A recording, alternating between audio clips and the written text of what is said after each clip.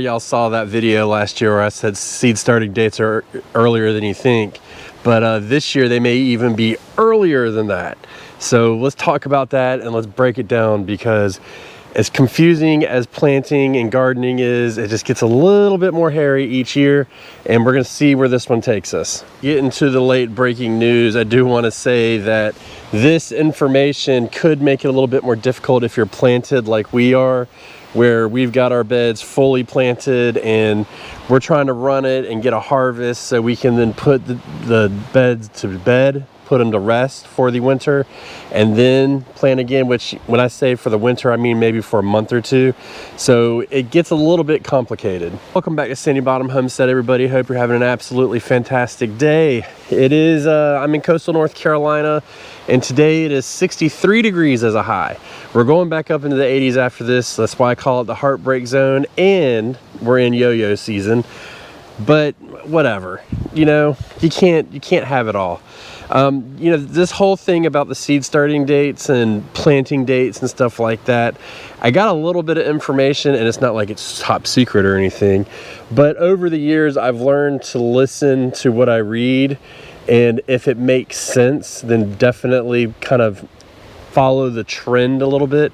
And what I'm referring to is the extended winter weather outlook for the country. You know, across the board, it's supposed to be a warmer winter, an above average winter at that, except for the Pacific Northwest. Sorry guys, it is what it is. But you know, how does this change what we're doing in our garden? You know, do we take it as gospel?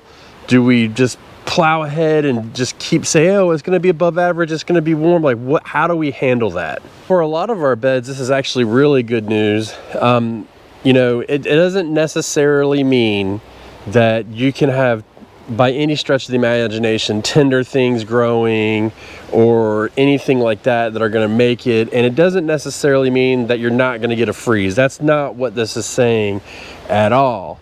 But for our garden, you know, we've got 1, 2, 3, 4 and a quarter beds that really could use the extra time that we could possibly get.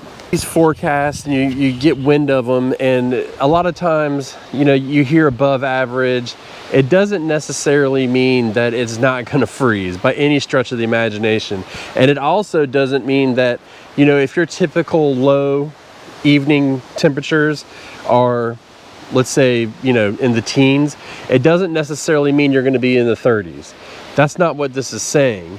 But what it is saying, from my interpretation of it over the years, is the overall trend for the winter will be a little bit warmer.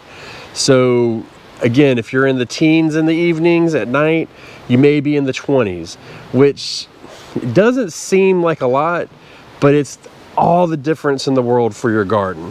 Puts, for instance, starting on the big scale, this greenhouse in a very good space. You know, we don't get in the teens much. We get 20s, 30s, and whatnot. But if we can keep it a little bit warmer, and then between what we put in here, as far as the warmth, the 2 water gallon tanks, that they will keep it warmer with the thermal heating that it releases and stuff like that.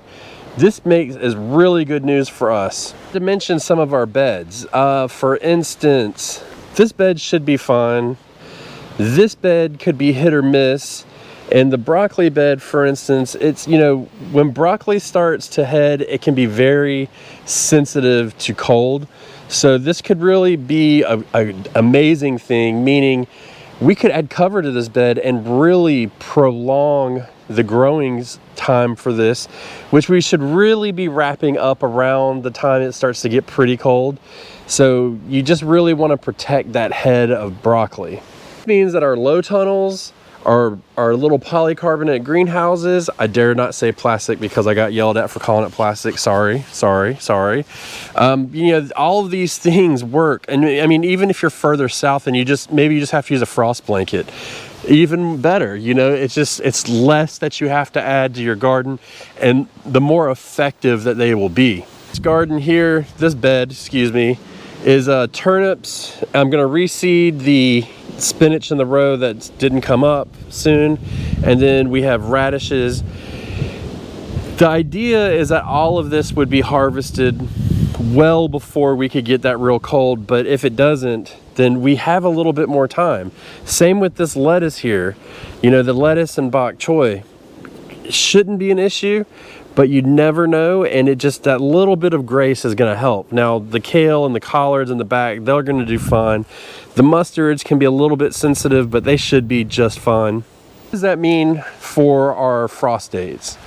So, or not our frost dates, our seed starting dates. Well, potentially, that means, in my experience, usually pushing your dates forward by about 2 weeks for seed starting, right?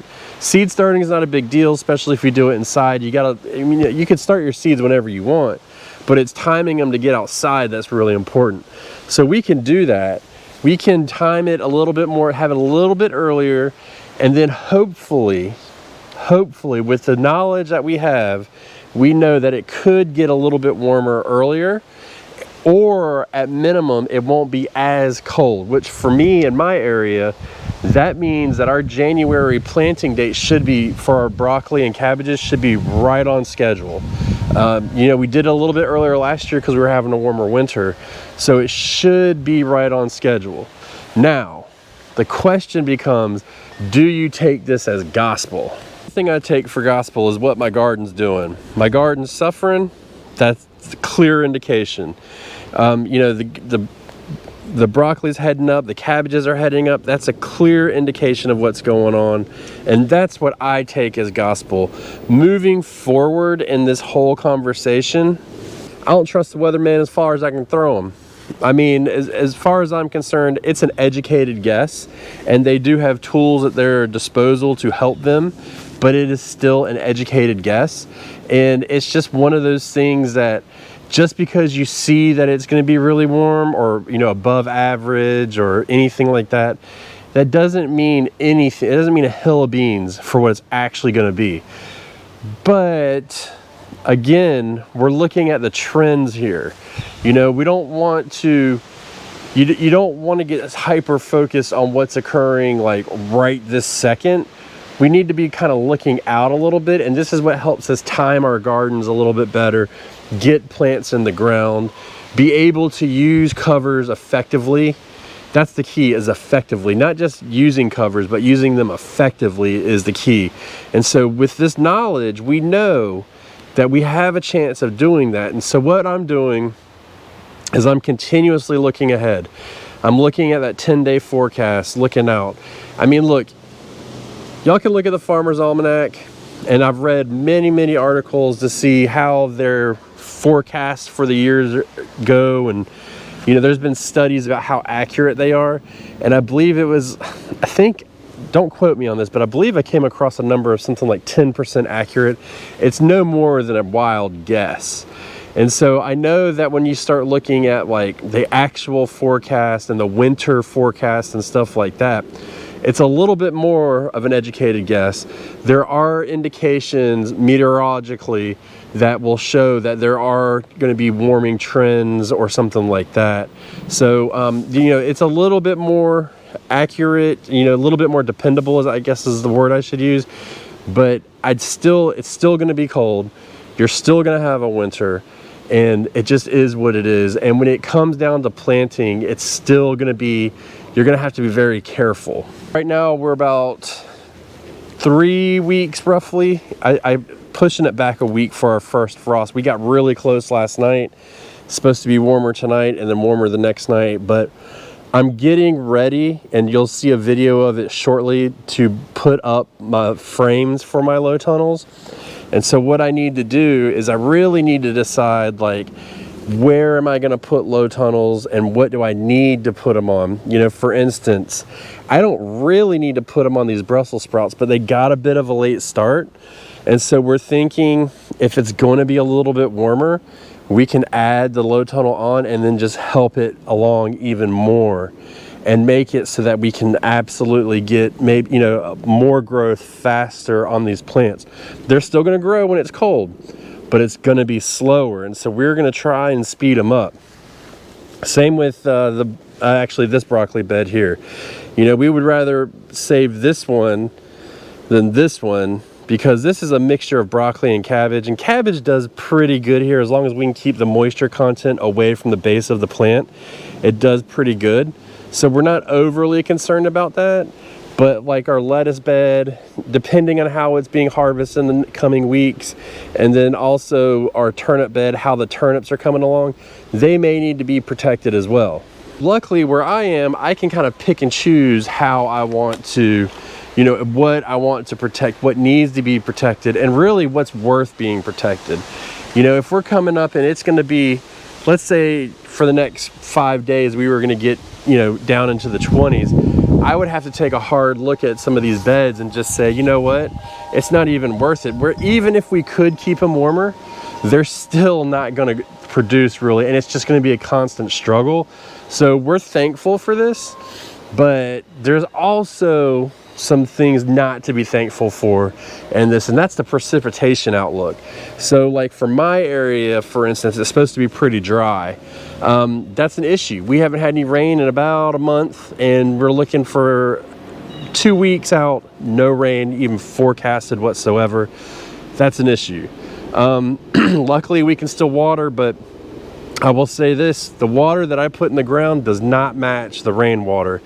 It's just a totally different beast, and every time it rains we get a lot of growth, and we get it really fast. So it kind of is what it is. You know, as far as your specific area, just keep an eye out for it, because that's going to tell you a lot about how to water throughout the season and then building up into spring. If we get a lot of rain, then we know that we need to come back and we need to put nitrogen back in the soil, because it is water soluble and it will wash out. So that's what we're really keeping an eye on, especially as we're growing these plants that we're trying to get to harvest. It's really all about getting the right nutrients to them, and nitrogen is the big driver that is going to push these plants to be bigger, stronger, and faster for this time of year, because they're basically all leaves. I mean, if you think about it, this is nothing but a garden full of leaves, except for the squash that should be gone in about a week or two. Didn't get phased last night by the cold, but it's going to start, and it's going to be a downhill spiral, and I'm totally fine with it. As a matter of fact, I'm dreading pulling it down and getting rid of it. Take a gander at what's going on in your area for the, you know, the winter months. And when I say winter months, what I'm referring to is December, January, February. Usually March you start to warm up. You could still have a cool spring, but we're going to focus on winter right now, and we're going to go through there.